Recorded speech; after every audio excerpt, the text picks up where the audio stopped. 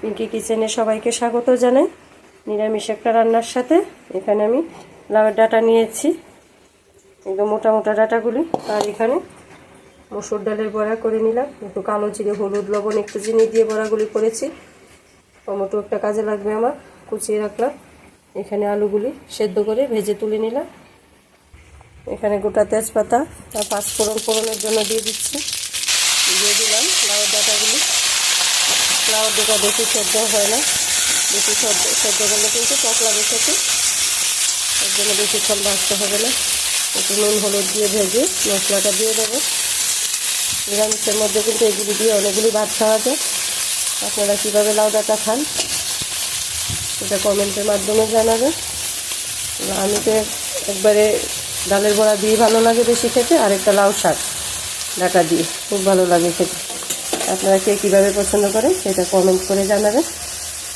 মশলার জন্য এখানে আদা বাটা অল্প পরিমাণ, জিরে ধনের গুঁড়ো, কাঁচা লঙ্কা বাটা, হলুদ, চিনি, আর যেটা স্পেশাল মশলা সেটা হলো মুড়ি বাটা। মুড়ি বাটাটার জন্য এই তরকারিটার টেস্ট আলাদা হবে, খুব ভালো লাগে। মুড়ি বাটার স্যান্টটা খুব ভালো লাগে খেতে। এভাবে একদিন রান্না করে দেখবেন। আর রান্নার স্বাদ হলো মশলা কষানো, সবজিগুলির সাথে ভালোভাবে কষিয়ে রান্নাটার স্বাদই আলাদা হয়। ডোগাগুলি আমার ভাজা হয়ে গেছে, দিয়ে দেবো মশলা বাটাটা।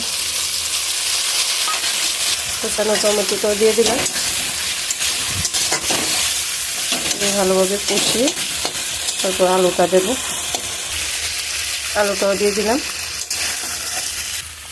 কিছুটা ডালের বড়া এখন দিলাম, অল্প কিছুটা পরে দেব। অল্প কয়েকটা বড়া এখন দিয়ে দিচ্ছি।